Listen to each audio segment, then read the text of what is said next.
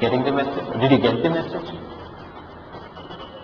Because when you allow this salt, the real salt from heaven to get into our lives, it starts affecting everything. Everything starts changing. You will stand there. You will stand there and you will realize fashions can go past me. Culture can go past me. I am going to be like my God in heaven. I am not going to change. My father told me something. He was very, years and years back. He told me something. Son, if you are wise, look at me. He used to wear these trousers, you know, these trousers. He told me, stick to this. This will never change. Son, stick to this. This will never change. He said it will go broad, it will go sideways, it will do all kinds of things. You stick to this, it will never change. And I found he was true. 40 years ago, he was true. It never changes. So don't run after change. You stand there and be steady. You will save a lot of money. You save a lot of money.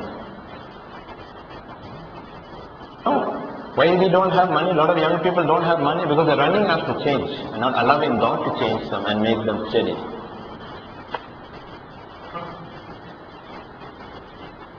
And we pick it up. My daughter sits behind me. Where is she today? There she is.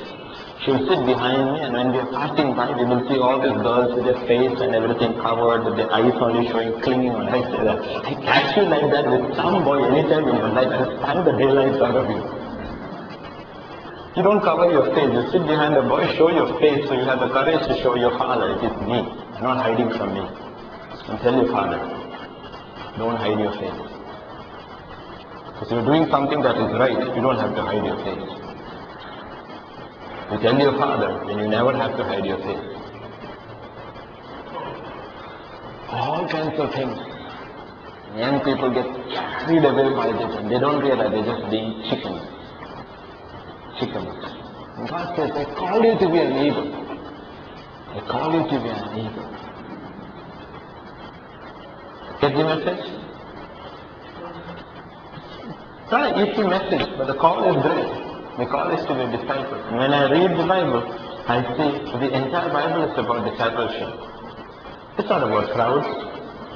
It's not about the multitudes. It's not about other things. It's about discipleship. Once you have become a believer, you get on the road to discipleship. It will cost you. My desire, my prayer is, God, the messages are going into the prisons. Prisons in their hundreds it's going. And now we have believers in their hundreds in prisons all around the world. And they are all disciples. They are all disciples. You need to read the letters written by the chaplains from these prisons.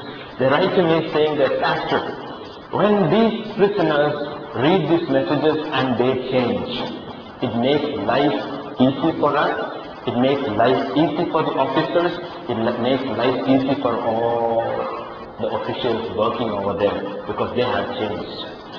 I'm praying for this miracle, Lord. In this world, let the disciples be in the prison. And let the world outside who are free be ashamed when they look at them. They are hungry. They are hungry. They are willing to change. You know why? Because they hate what they see in themselves. We don't. We still don't. We are still logical. We are still logical. We don't look inside and we are not able to say like Paul, wretched man that I am. There is nothing good in me. We are not able to say that. We say there is still something good in me. You know what? You didn't see my car. You didn't see the letters after my name. There's still something good in me. Still something good in me. You know my experience? There's still something good in me. Because as long as you see something good in me, there is nothing much I can do with you. I'm looking for somebody who will stand up and say, there is nothing good in me. Then you are ready to soar. Then you are ready to soar. Are you getting it? Are you getting the picture? I don't know how many disciples will come out of this church, but I know many hundreds will come out of this pulpit. That will come. So it's got nothing to do with me. It's got nothing to do with me. It's got to do with me. We are coming to the last stage. First we recorded the messages, uploaded it. Then we made the transcripts, we put it up. Now we are giving you printouts so that you will read. I still do not know how many really read. One thing, as a church, we can go anything further than pastor taking personal Bible study for everyone. You can't go beyond that. So when you stand before God, there is no excuse. I don't know how many churches in this city do this. Record the message, available on internet, CD if you want, freely downloadable, transcript is ready. Some person in Chennai sits, a person who travels 4.5 to 5 hours every day to work, sits through the night in 2 days, finishes his transcript.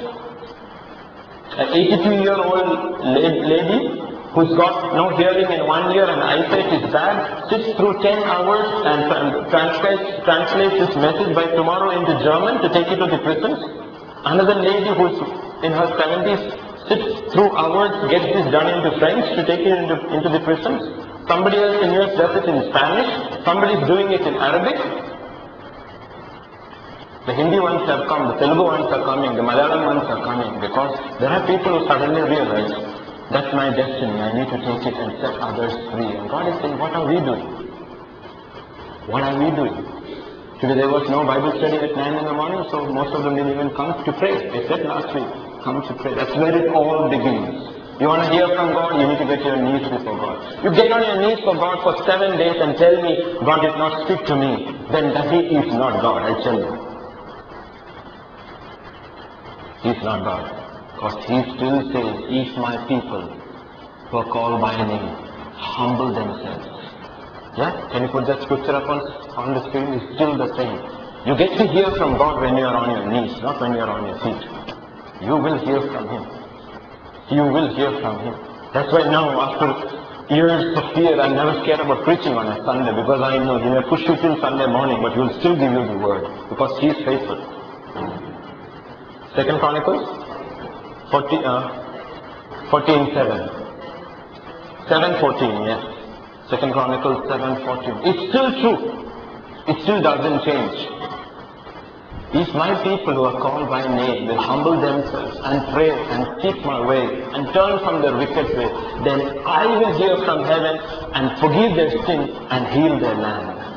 Now my eyes will be open and my ears attentive to prayer made in this place. Do you think He has changed? Do you think He has changed? He hasn't changed. He still hasn't changed. But if we are not hearing, it's simply because we are not praying, or we are praying but we are not willing to change from our wicked ways. One of these two is happening. We are praying but we are not willing to change. But we are changing but we are not praying. How can God hear? He's still a God who hears.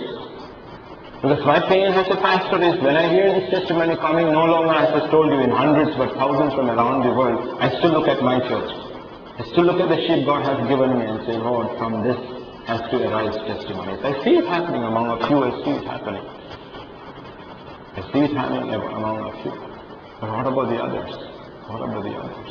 When I hear about officers, senior people, in the US government, everybody goes around with transcripts in their backpack. Everybody's got a bunch of transcripts in their backpack. And wherever they go to a restaurant, everywhere they're giving out their backpack. Transcripts out.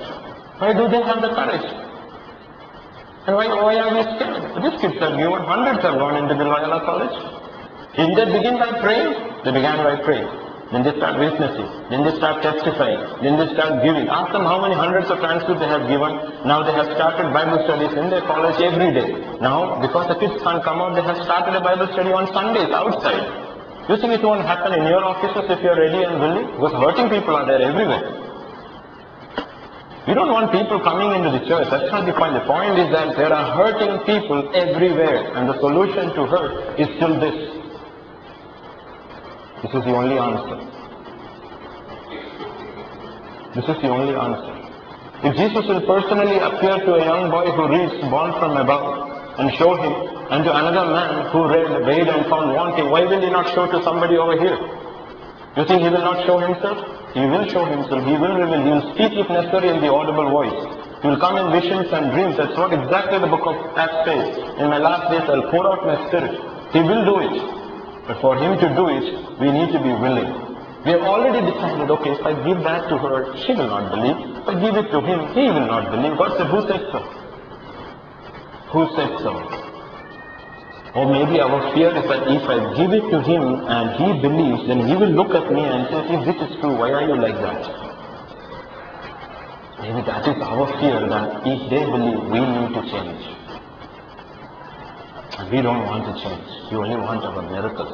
Like a pastor says, miracle gatherers. The church is full of miracle gatherers.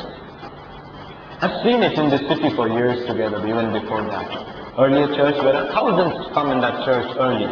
7:30, people come for the first service. And I listen to what they are saying. Man, if you come for the first service at 7:30, service will be over at 9:30, then I have the whole day to myself. Wow, what a wonderful reason to come to church so that I can have the whole Sunday to myself. Just come at 9:30 service. Even in the church there is space inside, they will only sit outside at the patio looking at the screen. They will never get in. I've seen them week after week sitting there outside looking at the screen and nothing. And you know they are used to looking at the screen at home. That's why they never get inside. You go back and see them, they're still sitting outside looking at the screen. Neither fulfill destiny, never fulfill anybody, because they were never willing to make a commitment. You go to churches and see the same people, they're still sitting where they have sat, they haven't moved an inch because they were never willing to make a move towards God. Then there was a third category of people saying that, no, I have work, I need to sleep on a Sunday morning, so I will go only at the 11:30 service.